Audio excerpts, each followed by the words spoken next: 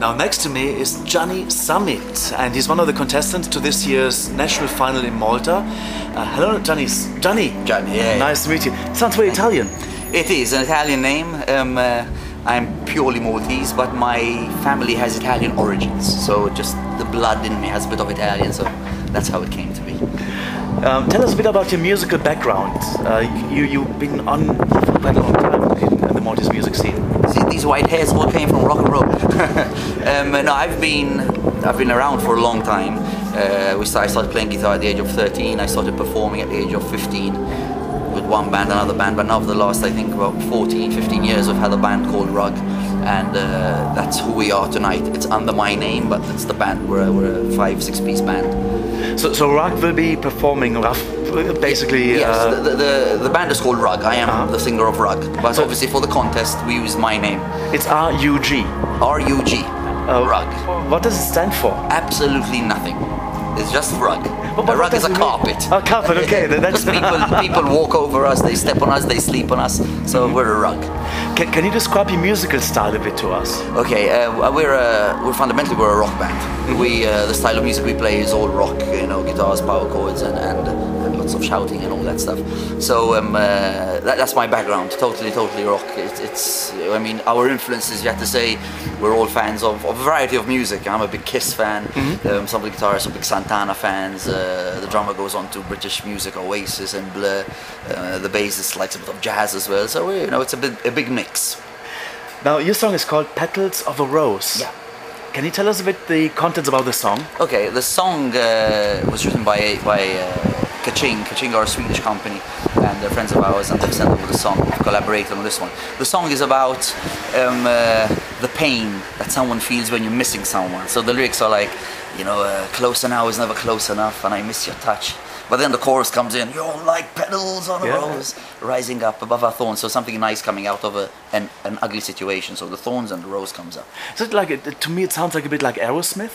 Is it? Well, hello, I'm Steve Tyler. Yeah, it does have rock influence. Fundamentally it's a ballad, but it's a rock ballad. So there are big guitars and big voices and power.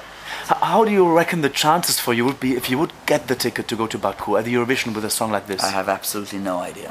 This is just a great experience. It's the first time I've done this. Why I did it, I sang once 10 years ago on my own with just an acoustic guitar, and I've never. It's since obviously rock music doesn't feature much in Eurovision. I've never actually had any interest, direct interest, or the opportunity to take part. This year, thanks to the guys from Sweden, the opportunity came along, and I said, "Yeah, let's go for it as a band." So I really wouldn't know, because every year the style changes. Sometimes it's dance, sometimes it's a bit R&B, you know. So I wouldn't know, but I think it's a very catchy tune with a nice rock chorus. So yeah. But we had Lordi, of course, there with Half of Hallelujah. So Lordi or Sons of Kiss. So is that your favorite Eurovision song, though? Potentially, yeah. Probably. If I had to look back over all the Eurovision songs, I think Lordi. I'm a fan of Lordi. They're fans of Kiss. I'm a fan of Kiss. So you know, we have this link. So yeah, Lordi would be my favorite. It's a commercial rock song. I like. Have you ever met Kiss? Not like, hey, you know, I'm coming from Malta, but I've been to a press conference where they were there. I've had a few things signed. Yeah, you know, but no, I haven't met them at dinner like I'd like to. Okay, so maybe that can be arranged sometime if somebody's listening now and watching. Gianni, where can people see you when they come to Malta to see you perform in clubs, bars? Yeah, we play a number of the main festivals. So like in summer there are lots of open air festivals, and we very often are invited to play there, and in these big street parties I call them. And in some bars, yeah, sometimes we also have an acoustic version of what we do, which is more cozy and more intimate for the winter, wine drinking, that kind of thing. But that's, you know, mainly we're running around the festivals. Where there's beer, we tend to be hanging around normally. Let's come back to the Eurovision Song Contest for Malta, the Malta Eurovision Song Contest. You mentioned Swedish collaboration. Yes. The songwriters? The songwriters and composers are Swedish, from a company called Kaching. There's a guy called Amir, there's Masse, and a guy called Robin. And they were in touch with the band through a common friend or somebody, and they said, yeah, we'll have a rock song, we'd like you to sing it. Yeah, for sure, send it over. So how came the idea up to submit it to the national final here? Sorry, I didn't get it. How did the idea come up to submit it to the national final here? It was, let's call it Eurovision material, because it had a nice catchy chorus. It was a rock song, but it's a ballad, so it's not like that's not death metal or anything like that. And they said, you know, we'd like to submit this for the festival, and I'm not very festival looking because we're, it's all rock and roll and all that. So they said, yeah, but we would love to see it over there. And, it came through to the final stage, so it was a great, great pleasure.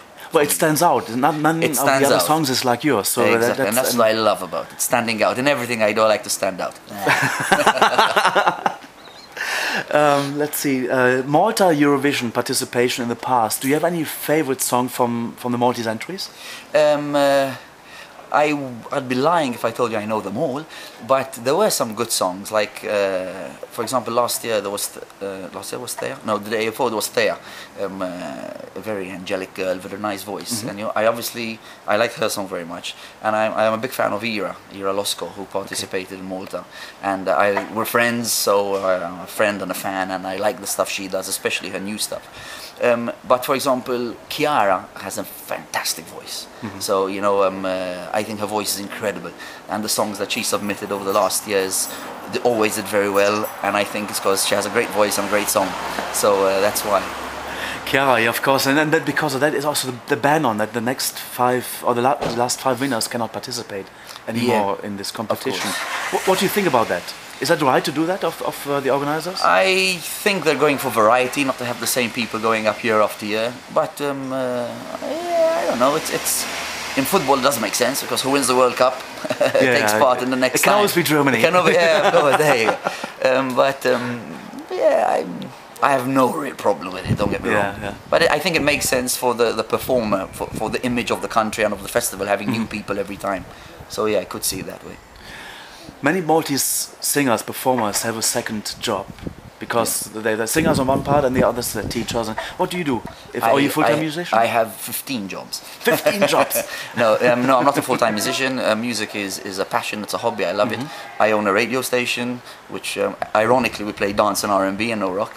But it's business.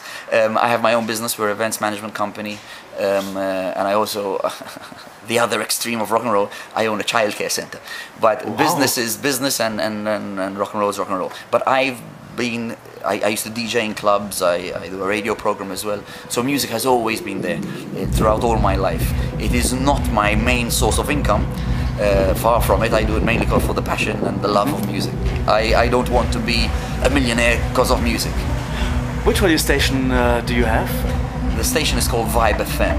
Vibe FM. And you present on there as well?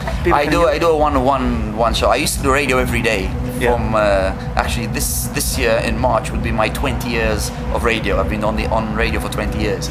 I used to do it every day. Now I stopped doing it every day because of work commitments and all. But the station, they said, listen, you've been doing it. We'll give you 1 show a week, and I do 1 show a week. That's nice. Is it a rock show? It's dance and R&B. Only? That's nice. Yes, it's total opposite of what I do. Wow. But I used to work in clubs. I DJ'd in nightclubs playing dance and music and R&B for a number of years. So I still have that feel of Well, yeah, we can feel it when you speak. That's like a DJ on the radio. Yeah, I talk a lot. It's all in Maltese or in English? It's in English. No, okay, so you can give us an example? Okay, so the next song is Petals on a Rose, the R&B remix by Usher. So one more thing, because you're presenting on the radio, would you like to present the national final? I actually presented the national final in 2003. I was the presenter with another girl called Mireille. But my dream was always to present the results. When you the voting. I'd love to do that, because I'd go, and the next winner, Malta gives 12 points to Spain, and Spain wouldn't be there. Spain. No, I fooled you. We'll give them to somebody else. Let me see. We'll give them to Germany. Oh no, Holland. I'd like to do that. Have a good laugh, because it's a very, very tense moment. Everybody's excited, and I just like to. That's actually quite fun to do that. Take a good piss take, Gianni, thank you very much. Good luck in the show on Friday. That you get the ticket to go into the final to Saturday, and then it's a new fight. The most important thing is having fun and participating. Now, if we go through or not, all good with that. We'll see us when it happened. Definitely. Thank you very much. Thanks a lot. Rock and roll. Thank you. Rock and roll.